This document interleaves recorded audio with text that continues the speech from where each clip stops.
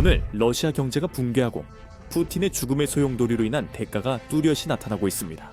공장들은 문을 닫고 있고 노동자들은 5개월째 밀린 임금 때문에 파업을 하고 있으며 이미 25만 명의 러시아인들 해고당했습니다.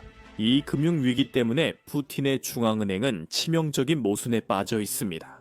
금리를 인하하면 1990년대식 초인플레이션이 발생하지만 금리를 높게 유지하면 기업들이 줄줄이 파산하게 됩니다. 금융공황이 푸틴 동맹국들을 혼란에 빠뜨리고 있습니다. 루크오일이 제재를 피하기 위해 해외 자산을 매각하려 하고 있습니다. 푸틴의 절친 티모셴코가 설립한 회사인 구나보루와 막판에 거래를 성사시켰지만 그 거래는 즉시 드러나고 말았습니다. 미국 재무부는 그 회사를 크렘린의 꼭두각시라고 불렀고 구나바르는 즉시 제안을 철회했습니다.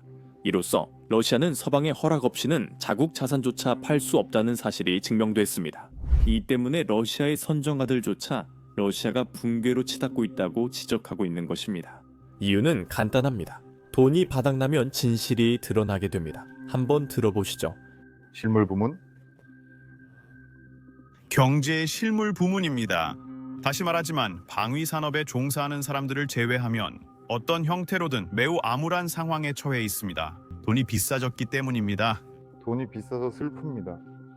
화폐 가치 하락이 심해지고 비용이 오르며 저렴한 신용에 접근할 수 없습니다. 네, 전 세계에서 신용 자금이 들어옵니다. 모두가 현금 흐름에 어려움을 겪으며 물물 교환이 다시 나타나고 있습니다. 마치 1990년대의 잊혀진 시절처럼 1990년대에. 그리고 물론 이런 상황에선 경제 성장 불가능합니다. 성장이 있을 수 없습니다. 중요한 점은 저 사람이 러시아 전쟁 블로거이자 러시아의 우크라이나 민족성 말살을 바란다는 것입니다. 그는 러시아 의회 전 고문이기도 합니다. 그리고 그 모든 것에 더해 그는 방위 산업 임원이기도 해서 푸틴이 벌이고 있는 이 막대한 지출로부터 이익을 얻고 있다는 뜻입니다. 하지만 그럼에도 불구하고 그는 러시아가 완전히 붕괴되는 길로 가고 있다고 불평하고 있습니다. 그가 돈이 비싸졌다는 말의 의미를 설명해 드리겠습니다. 보시다시피 러시아의 이자율은 165%에 달합니다. 즉 여러분이 기업이든 아니면 대출을 받고 싶은 개인이든 새로운 공장을 짓거나 새로운 사업을 시작하려면 아주 높은 이자를 내야 합니다. 그가 바로 그 점을 언급한 겁니다. 이게 큰 문제가 되고 있습니다. 러시아 기업들은 지금 대출의 사상 최대의 금액을 쓰고 있습니다. 한 보고서에 따르면 러시아에서 발생하는 모든 기업 이익의 약 36%가 대출 상환에 쓰이고 있다고 합니다. 그리고 전체 대출의 25%는 연체 상태에 있는데 이는 기업들이 빚을 갚을 여력이 없다는 뜻입니다. 그리고 이것은 언제든지 닥칠 수 있는 파산의 물결로 이어질 수 있습니다. 이것이 바로 러시아 기업들과 러시아 올리가르히들이 중앙은행 총재에게 지금보다 더 빠르게 금리를 인하해달라고 요구하는 이유입니다. 하지만 중앙은행은 그것도 좋은 생각이 아니라고 합니다. 그렇게 하면 초인플레이션과 경제 붕괴가 올 수 있습니다. 한번 들어보시죠. 알렉산드르 드미트리예비치가 말한 방식대로. 하지만 알렉산드르 드미트리예비치 주코프는 선택지가 하나 더 빠졌다고 지적했습니다. 만약 상대적으로 높은 인플레이션을 감안해서 물가 상승률을 감안해서 우리가 기준 금리를 3-4%로 낮출까요? 일부는 이것이 경제 활성화에 도움이 된다고 믿기 때문입니다. 경제 성장을 촉진할 것이라고 생각하기 때문입니다. 우리는 분명히 그런 분석을 준비할 것입니다. 우리는 이에 동의했습니다. 하지만 저만 확신하고 있습니다. 초인플레이션 경로를 보여주기 위해 어떻게 보이는지. 비록 이 자리에 앉아 계신 대부분의 분들이 이 상황을 직접 경험해 보셨겠지만 우리는 고통을 겪었습니다. 그것을 겪으면서 1990년대예요. 그리고 당신도 기억하실 거예요. 무슨 일이 있었는지 아주 잘 기억하시죠. 경제적으로 무슨 일이 있었는지 아주 잘 기억하시죠. 1990년대 성장과 투자 상황을 경제적으로 잘 기억하시죠. 그리고 그랬던 거기서 장기 루블화 대출이 그때 있었나요? 그때 일어났던 일은 경제와 금융 시스템의 완전한 달러화였습니다.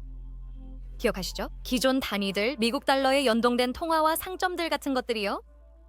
그리고 우리가 수요가 과열된 시기, 공급과 수요 사이에 불균형이 있을 때 추구하는 통화 정책은 바로 우리가 다시 그런 상황에 빠지지 않도록 막는 데 정확히 초점이 맞춰져 있습니다. 다시 그런 상황에 처하지 않도록 하는 거예요. 중앙은행이 금리를 높게 유지하는 이유는 인플레이션 때문이며 이 인플레이션은 블라디미르 푸틴이 일으키고 있습니다. 크렘린은 돈을 찍어 승리할 수 있다고 믿었지만 실제로 푸틴이 만든 것은 인플레이션뿐입니다. 고 찰리 멍거가 말했듯 인플레이션은 문명몰락의 방식입니다. 그래서 러시아 중앙은행은 초인플레이션을 원하지 않습니다. 그리고 러시아 중앙은행이 아마 러시아에 남아있는 유일하게 유능한 기관이라는 점을 지적하는 것도 중요합니다. 그리고 그들은 초인플레이션을 막기 위해 최선을 다하고 있습니다. 하지만 그것은 매우 힘든 싸움입니다. 중앙은행은 인플레이션을 잡으려 하지만 블라디미르 푸틴은 돈을 마구 찍어내고 있기 때문입니다. 즉, 인플레이션이 계속 오르고 있다는 뜻입니다. 즉, 인플레이션과 높은 금리가 모두 경제를 망치고 있다는 의미입니다. 그런데도 여러분은 인플레이션의 혜택을 못 누리고 있습니다. 이것을 보세요. 러시아의 한 우주 기업이 빚을 갚지 못해서 전기가 끊겼습니다. 이 상황은 어떤 회사에도 안 좋지만 우주 기업에게는 더욱 끔찍할 것입니다. 제가 이 이야기를 좀 더 깊이 파고들어보니 이 회사가 정말 많은 돈을 빚지고 있다는 걸 알게 됐습니다. 보도에 따르면 그들은 약 65만 달러의 빚이 있는데 루블로 환산하면 더 많아집니다. 게다가 그들이 빚진 에너지 공급 업체는 회사에 오랫동안 연락했지만 답변을 받지 못했습니다. 결국 에너지 공급 업체가 전기를 끊었습니다. 이건 사람들이 과장해서 떠드는 어떤 고립된 사건이 아닙니다. 이런 문제들은 러시아 경제 전반에 걸쳐 발생하고 있습니다. 특히 경제 문제로 25만 명의 러시아인이 해고됐다는 점이 가장 큽니다. 이 숫자는 다름 아닌 러시아 노동부에서 나온 것인데 믿기 어려울 수도 있습니다. 하지만 곰곰이 생각해보면 그럴만도 합니다. 크렘린은 언론은 막을 수 있지만 배고픔은 막지 못합니다. 그리고 이것은 상황이 너무 나빠져서 심지어 정부 기관들조차도 이를 보고해야 한다는 것을 의미합니다. 블라디미르 푸틴이 자랑한 러시아 핵 공장인 이곳을 예로 들겠습니다. 이 공장은 핵연료를 많이 재사용할 수 있게 해주는 새로운 기술이나 방법을 개발해냈습니다. 분명히 좋은 소식이죠. 하지만 이 일을 해낸 사람들은 6월 이후로 임금을 받지 못해서 지금 대규모 파업을 벌이고 있습니다. 거의 5개월 이나 되는 기간입니다. 그래서 이 사람들이 분명히 화가 난 이유이기도 하죠. 우리는 오르가네르고스트로이, 드미트로브그라드, 울리아노프스크 지역입니다. 우리는 2020년부터 인비르 현장의 미르에서 일해왔습니다.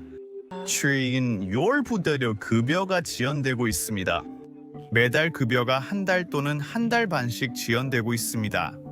이에 따라 휴가비, 출장비, 선급금 등 모든 것들도 함께 지연되고 있습니다. 현재 급여 지연이 이미 2달에 이르고 있습니다. 이 상황을 조사해 주시고 도와주시길 부탁드립니다. 사람들은 이미 생계를 이어갈 수 있는 것이 남아있지 않습니다. 그들은 대출을 못 갚고 빚이 쌓였으며 다른 것도 마찬가지입니다. 우리가 일하는 인비르 현장에서도 생활 환경이 열악합니다. 화장실은 가득 차서 비워지지 않고 물도 공급되지 않아 우리가 직접 사야 합니다. 점심 식사는 취소되었고 오랫동안 식사가 제공되지 않았습니다. 교통편에 관해서는 회사에서 제공하는 교통이 없어서 우리가 직접 출근해야 합니다. 기숙사 노동자들이 퇴거당하고 있습니다. 물이 끊기고 있고 우리는 자비로 집을 임대해야 합니다. 우리는 무엇을 해야 할지 모르겠습니다. 우리는 이미 검찰청에 호소했지만 변한 것은 없었습니다. 알렉산드르 이바노비치, 이 상황을 해결해 주시길 진심으로 부탁드립니다. 오직 당신만이 우리를 도와주실 수 있습니다. 다른 사람 말은 없습니다. 오지 못한 사람들도 당신께 간절히 부탁드리고 있습니다. 정말로 감사드리겠습니다. 미리 감사드립니다. 미리 감사드립니다. 다시 말씀드리지만 이것은 한 번의 사건이 아닙니다. 러시아 전역에서 미지급 임금이 20억 루블에 달하고 있습니다. 미국 달러로 약 2,500만 달러지만 경제 규모에 비해 큰 금액은 아닙니다. 하지만 러시아의 평균 임금을 기준으로 계산해보면 이 미지급 임금 문제는 대략 5만 명 정도의 사람들에게 영향을 미치고 있습니다. 그 숫자는 푸틴이 신경 쓸 만큼 큽니다. 임금이 끊기면 희망도 사라지기 때문이죠. 우크라이나인들에게는 러시아 경제가 둔화되면 정부도 영향을 받는다는 점이 좋은 소식입니다. 사람들이 임금을 받지 못하면 러시아 연방 국세청은 그 임금의 세금이나 수수료를 부과할 수 없습니다. 이것은 러시아의 세금이 줄어든다는 뜻입니다. 이는 푸틴의 자금에도 영향을 미치고 결국 전선에도 영향을 미치게 됩니다. 10월 러시아 연방 예산 수입이 전년보다 12% 넘게 줄었습니다. 좋은 소식입니다. 예산 수입이 줄수록 러시아 적자가 계속 늘어나기 때문입니다. 이것은 러시아 언론도 무시할 수 없습니다. 코메르산트는 러시아의 예산 적자가 증가하고 있다고 보도했습니다. 예산이 다시 적자로 돌아섰습니다. 10월에는 연간 예산 수입이 지출보다 0.4조 루블 더 뒤처졌습니다. 연방 예산 적자는 4천억 루블이 더 늘어나 4조 2천억 루블 약 51억 달러 또는 GDP의 1.9%에 달했습니다. 재무부의 최신 계산에 따르면 올해 마지막 2달 동안 지출과 수입의 격차는 더욱 커져 5조 7천억 루블, 즉 GDP의 2.6%까지 늘어날 것으로 보입니다. 이유는 무엇일까요? 석유와 가스 수입 그리고 기타 예산 수입에 대한 기대치가 낮아진 상황에서 필수적인 국가 지출 수준을 줄일 수 없기 때문입니다. 필수적인 국가 지출에 유도 가능한 수준입니다. 이것은 푸틴이 러시아 경제가 감당할 수 없는 전쟁을 벌이고 있다는 것을 러시아식으로 표현한 말입니다. 이렇게 많은 보도를 하면서 내 러시아어 실력이 더 좋아질 줄 누가 알았겠어요? 이것이 전쟁 이후 러시아 방산업체들이 처음으로 속도를 늦추는 이유일 수 있습니다. 하지만 그들이 공장을 폐쇄하는 건 아닙니다. 우리는 푸틴이 전쟁이 멈추길 원하지 않는다는 걸 압니다. 그래서 방산업체들은 러시아에서 실제로 마지막까지 불을 끄게 될 기업들일 것입니다. 하지만 일부 공장에서 임금 삭감과 해고가 발생하고 있습니다. 이 모든 이유로 러시아 중앙은행조차도 올해 말까지 국가 경제가 침체에 빠질 수 있다고 경고하고 있습니다. 그리고 방금 러시아 언론에서 들은 것처럼 그들은 올해 마지막 2달, 즉 11월과 12월 애도 수익이 계속 감소할 것으로 예상하고 있습니다. 이러한 추세의 가장 큰 이유는 새로운 미국의 제재 때문입니다. 그리고 그뿐만 아니라 미국은 러시아가 제재의 허점을 찾지 못하도록 각별히 신경 쓰고 있습니다. 여러분, 루크 오일 기억하시죠? 그 회사는 트럼프 행정부가 최근에 제재한 두 나라 중 하나였습니다. 또한 루크 오일은 러시아 최대 민간 석유 회사로 세계적으로 큰 영향력을 지녔습니다. 그들은 아시아, 유럽, 중동, 남아메리카, 미국에서도 사업을 운영합니다. 제 조사에 따르면 그들은 뉴저지와 뉴욕에 약 100개의 주유소가 있는 것 같습니다. 제재 때문에 그들은 모든 해외 자산을 한 달 안에 매각해야 했어요. 그래서 12월 22일까지, 그러니까 지금부터 10일 남았죠. 그럼 여러분께 질문 하나 드릴게요. 만약 여러분이 이런 상황에 처해서 아주 짧은 시간 안에 자산을 매각해야 한다면 어떻게 하시겠어요? 최고의 가격을 원하시죠? 여러분이라면 판매 시 어떻게 하시겠어요? 여러분도 여러 회사로부터 제안을 받아서 서로 경쟁하게 해서 가능한 한 최고의 가격을 받고 싶지 않으시겠어요? 그건 루크 오일이 한 일이 아니었어요. 그들은 아주 비밀스럽게 스위스에 본사를 둔 회사인 구나바르와 모든 해외 자산을 매각하는 계약을 체결했습니다. 마치 이 회사가 좋은 가격을 받는데 관심이 없는 것 같았습니다.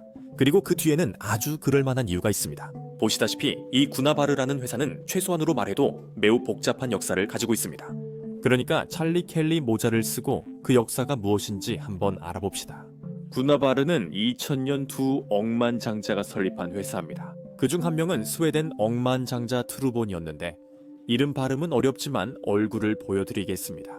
또 다른 한 명은 러시아 억만장자 티모셴코, 즉 올리가르히입니다. 티모셴코가 중요한 이유는 러시아에서 돈을 벌었기 때문입니다. 90년대 상트페테르부르크, 푸틴이 태어난 도시입니다. 그리고 게다가 90년대에 푸틴은 그 도시의 부시장으로 있었습니다. 네, 부시장으로서 말이죠. 푸틴의 책임 중 하나는 대외 무역과 에너지 거래를 감독하는 것이었습니다.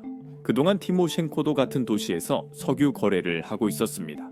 그러니까 이 남자와 푸틴 사이에 악수가 오갔다는 걸 상상할 수 있을 겁니다. 자, 그리고 2000년에 푸틴이 크렘린에 들어가 대통령이 되던 바로 그 시기에 이 회사가 설립됩니다. 이 회사는 스위스에 본사를 두고 있어서 러시아 회사는 아닙니다. 그런데 이 회사가 갑자기 러시아 석유 수출의 주요 업체로 부상합니다. 이 회사는 파이프라인, 터미널, 러시아 국영 생산업체와도 계약합니다. 이건 정말 빠른 성장이라고 할 수 있습니다. 그래서 사람들이 추측하기 시작한 거죠. 아마도 블라디미르 푸틴이 이 회사의 성공에 관여했을 수도 있고 어쩌면 푸틴이 이 회사가 얼마나 많은 돈을 버는지에 이해관계가 있을 수도 있다는 얘기죠. 러시아 관련 황금률이 있습니다. 크렘린이 부인하기 전까지 러시아발 뉴스는 믿지 말라는 것입니다. 2007년 크렘린은 푸틴은 이 회사에 지분이 없다고 공식 발표했습니다. 그 얘기 이제 그만해 줄래요? 그게 인터넷이 작동하는 방식이에요. 사실 이게 그렇게 나쁜 건 아니에요. 2014년 푸틴이 크림반도를 침공 합병했을 때 러시아 재벌 티모셴코는 지분을 팔 수 있었습니다. 이 침공 후 러시아 재벌이라는 이유로 그에 대한 제재 발표 전날 밤이었습니다. 이렇게 아주 운이 좋은 타이밍에 대해 바라보는 방법에는 몇 가지가 있습니다.